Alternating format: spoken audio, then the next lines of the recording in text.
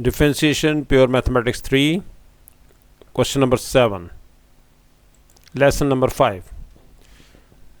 The parametric equations of a curve are, वो बता दी गई हैं पैरामीट्रिक इक्वेशंस जिसमें x अलग होता है, y से अलग होता है, x और y एक पॉइंट की फॉर्म में होता है, कोई ना कोई पैरामीटर होता है, जैसे इसमें थीटा एक पैरामीटर है और थीटा के डोमेन बता दिया गया कि थीटा लाई कर रहा है 0 से पाए, 0 टू पाए, 0 और पाए एक्सक्लूडिंग है, यानी कि आंसर जो है वो फर्स्ट और सेकंड क्वाड्रेंट के दरमियान में है, या तो फर्स्ट क्वाड्रेंट में होगा या सेकंड क्वाड्रेंट में होगा, लेकिन 0 एंड पाए एक्सक्लूडिंग है।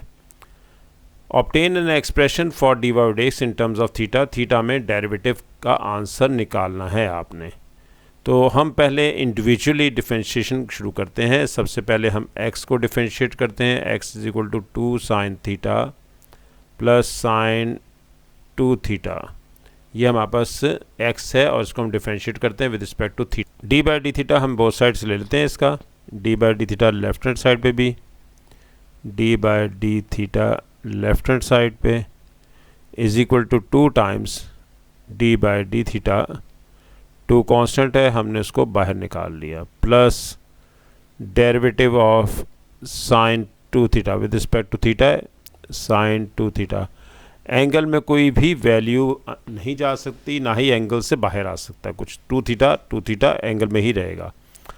ये लेफ्ट हैंड साइड पे आ गया D x over d theta, और राइट हैंड साइड पे अगर देखें तो साइन का डेरिवेटिव कॉस थीटा होता है और एंगल का derivative with respect to theta, आपको समझाने के लिए लिख रहा हूँ, डायरेक्ट आप 1 लिख सकते हैं। सिमिलरली साइन का डेरिवेटिव आगे भी कॉस 2 थीटा है, और डेरिवेटिव ऑफ एंगल, जब ये एंगल सेपरेट होगा तब आपने इसको देखना है कि एंगल है क्या, उससे पहले आपने एंगल में कोई चेंज नहीं करनी, एंगल जैसा है वैसे ही का वैसे ही साथ आ जाएगा। कॉस अगर 2 थीटा है तो 2 थीटा ही रहेगा, कोई भी एंगल में चेंज नहीं करनी, एंगल एज इट इज़। ना तो एंगल में से कोई वैल्यू बाहर आ सकती है ना अंदर जा सकती है। थीटा का डेरिवेटिव 1 हो गया। आगे चलते हैं, 2 थीटा में 2 बाहर निकाल लेंगे, और यहाँ पर भी थीटा का डेरिवेटिव मैंने एक एक स्टेप इस क्वेश्चन में किया है ताकि आपको ये डेरिवेटिव डिफरेंशिएशन समझ में आ जाए। कॉस ऑफ 2 थीटा, और 2 कांस्टेंट है, इसको बाहर लिख लेंगे यहाँ पर, D x over d theta. Angle से मल्टीप्लाई नहीं करना, एंगल में कुछ भी वैल्यू बाहर नहीं जाएगी, अंदर नहीं जाएगी, और ना ही एंगल से कोई वैल्यू बाहर आएगी। नेक्स्ट है y is equal to value है, आप इसको भी डिफरेंशिएट कर लेते हैं, और ये y इज इक्वल टू है 2 cos theta plus cos 2 theta. अब हम इसको डिफरेंशिएट करते हैं, derivative with respect to theta left hand side पे भी ले लेते हैं, और derivative with respect to theta right hand side पे, plus d by d theta cos 2 theta, यह आ गया d by over d theta is equal to 2 times cos का डेरिवेटिव होता है माइनस साइन, और एंगल का डेरिवेटिव 1 हो जाएगा। अभी हमने यहाँ पर किया था एंगल का डेरिवेटिव, इस तरह से ये 1 हो गया था। सिमिलरली सी से जो भी स्टार्ट होगा वो नेगेटिव में होगा, माइनस साइन 2 थीटा। एंगल की कोई बात नहीं है इसमें, लेकिन एंगल का डेरिवेटिव बाद में जब लेंगे तो तब आप इसमें इसको डिफरेंशिएट करेंगे, minus 2 times sine theta, minus इसका डेरिवेटिव 2 होगा तो इसे भी 2 को पहले लिख लेंगे, minus 2 times sine 2 theta, d by over d theta हमारे पास फाइंड आउट हो गया। D by over d theta भी निकला है, d x over d theta भी निकला है, लेकिन हमें तो निकालना है d by over d x. तो d by over d x by chain rule हम इसमें इस्तेमाल करेंगे। चेन रूल क्या है, d by over d x is equal to d by over d theta into d theta by d x. D by by d theta की value लिखते हैं minus 2 times sine theta, minus 2 times sine 2 theta, बाद में इसमें से minus 2 को common लेंगे, अभी हमने एज इट इज़ लिख दिया है। यह है डी एक्स ओवर थीटा, लेकिन यहाँ पर है D theta by D x, तो आप इसका रेसिप्रोकल लेंगे, यानी कि 1 ओवर कर देंगे 2 cos theta plus 2 cos 2 theta. यहाँ पर भी ऐसे ही है, कॉमन लेंगे, पहले माइनस 2 न्यूमरेटर में से कॉमन लेते हैं, sign theta plus sine 2 theta divided bye 2 times cos theta, cos common 2 common ले रहे हैं हम, प्लस कॉस 2 थीटा। ये कैंसिलेशन हो गई। जब तक एंगल सेम नहीं होंगे कॉमन नहीं आता, ना ही ऐड होता है। साइन थीटा है उसमें साइन 2 थीटा है, ऐड नहीं होगा, कभी भी डिफरेंट एंगल्स हैं। ये इसका आंसर आ गया। अब ये आंसर आप यहाँ पर लिख लें, माइनस साइन थीटा, क्योंकि फर्दर इसमें सिंप्लीफाई नहीं हो सकता, डिवाइडेड बाय हो सकता है, लेकिन ये है कि ये हमें इन टर्म्स ऑफ थीटा ही मांगा था हमने उसमें दे दिया। ये हमारा आंसर आ गया। नेक्स्ट है, hence find the exact coordinates of a point of a curve at which the tangent is parallel to y axis. Y axis जब लाइंस पैरेलल होंगी तो उनके ग्रेडियंट सेम होते हैं।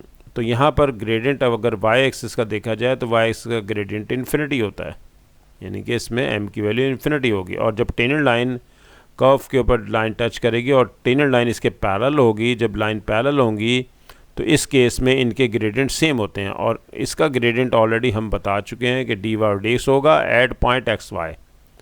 एक्स वो जो हमारे गिवन है, वाई वो जो हमारे गिवन है, उस पॉइंट पर हमारे पास इसका gradient d Y D x है। और डी वाई डी एक्स ऑलरेडी हम निकाल चुके हैं, वो यहाँ लिखते हैं पहले, minus sine theta plus sine 2 theta divided by cos theta plus cos 2 theta. ये हमारे पास d Y D x already है। और लाइंस क्योंकि पैरेलल हैं, ये लाइन टेंजेंट लाइन पैरेलल है वाई एक्सिस के, तो ग्रेडियंट ऑफ वाई एक्सिस भी यहाँ लिख लेते हैं। ग्रेडियंट ऑफ वाई एक्सिस वो हमारे पास इन्फिनिटी है, और इसे हम कह सकते हैं कि this is gradient of tangent line at x y, क्योंकि हमने एक्स को और वाई को डिफरेंशिएट किया था, जिससे ये आंसर आया है। और अब since the tangent line is parallel to y axis, क्योंकि y axis के पैरेलल है इसलिए इनके ग्रेडियंट सेम होंगे। So d Y D x is equal to m, इसका नाम m रख लेते हैं। तो ये डी वाई डी एक्स की वैल्यू है minus sine theta plus sine 2 theta divided by cos theta plus cos 2 theta is equal to infinity. Infinity undefined value है, नॉट डिफाइंड वैल्यू है, इनडिटरमिनेट वैल्यू है, ये डिटरमिन नहीं की जा सकती। लेकिन हमें कुछ ये पता है कि समथिंग ओवर ज़ीरो इन्फिनिटी होता है। 1/0, a/0, 2/0, 3/0, ये सारे इन्फिनिटी होते हैं, क्योंकि ज़ीरो किसी को डिवाइड नहीं करेगा। 0/0 इनडिटरमिनेट फॉर्म है, 1/0 इनडिटरमिनेट फॉर्म है, तो ये सारे इनडिटरमिनेट फॉर्म है, डिटरमिन नहीं की जा सकती। अब हमने इसको इसी तरीके से हम इसको लिख देते हैं ताकि हमारे लिए क्वेश्चन हम आसान हो जाए सॉल्व करना। हमने इसको 1/0 लिख लिया, divided by cos theta plus cos 2 theta. Cross multiply करते हैं, ये 1 से मल्टीप्लाई होगा, ये 0 से तो 0 हो जाएगा। कॉस थीटा माइनस उधर आके 0 हो जाएगा। cos theta plus cos 2 theta is equal to 0, क्योंकि 1 से मल्टीप्लाई हुआ, सेम आ गई वैल्यू, इज़ इक्वल टू 0। अब हम इसे cos 2 थीटा का फॉर्मूला लगाते हैं। cos 2 थीटा का फॉर्मूला होता है, पहले तो हम cos थीटा लिख लेते हैं, जैसा है वैसे ही लिख लेते हैं। cos theta plus cos square theta minus sine square theta is equal to 0। यह है cos 2 थीटा का formula. cos 2 theta is equal to cos square theta minus sine square theta, ये फॉर्मूला होता है इसका, cos square minus sine square का। लेकिन हमें सिर्फ cos में चाहिए, तो हम ऐसे करते हैं, इसको हम cos में सिर्फ लाने के लिए साइन को चेंज कर देते हैं। साइन को cos में लाने का फॉर्मूला है sine square plus cos square is equal to 1।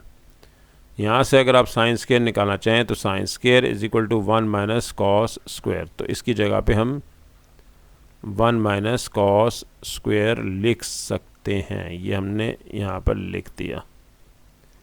अब हम इसे ब्रैकेट्स को ओपन करते हैं। यहाँ पर ब्रैकेट्स ओपन करने के लिए हमने बाहर माइनस है हमारे पास, तो हम इसे ब्रैकेट को ओपन करेंगे तो साइन चेंज हो जाएगा, प्लस हो गया। Cos square plus cos square 2 cos square हो गया। क्वाड्रेटिक इक्वेशन बनती हुई दिखाई दे रही है। कॉस में plus cos theta minus 1 is equal to 0। अब हम इसके फैक्टर्स बना लेते हैं। फैक्टर्स हमारे पास क्या बन रहे हैं, 2 और 1 ही बनेंगे। Plus 2 cos theta minus cos theta minus 1 is equal to 0। 2 cos theta common ले लें, वैल्यू आ गई cos theta plus 1 minus 1 common ले लें cos थीटा प्लस 1। दोनों में फिर दोबारा से cos थीटा प्लस 1 कॉमन आ गया, अंदर वैल्यू रह गई 2 cos theta minus 1 is equal to 0। cos theta plus 1 is equal to 0 हो गया, यहाँ से cos थीटा का आंसर आ गया -1। इस तरह से 2 cos theta minus 1 is equal to 0 हो गया, 2 cos theta is equal to 1, cos theta is equal to 1/2। अब हमें थीटा रिक्वायर्ड है, हम थीटा निकालते हैं क्योंकि उसने कहा था इसको सॉल्व करें।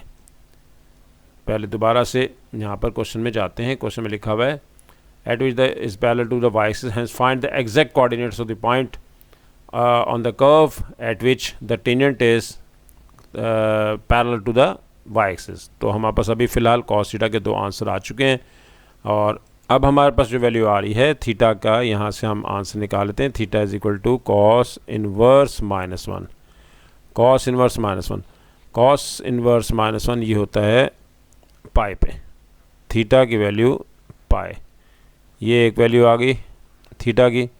और इसी तरह से यहाँ से भी थीटा अगर हम निकालते हैं cos इनवर्स 1/2, तो ये cos इनवर्स 1/2 60 डिग्री पे 1/2 होता है। ये थीटा की वैल्यू 60 डिग्री। अब हम देखते हैं हमारे पास x और y क्या था।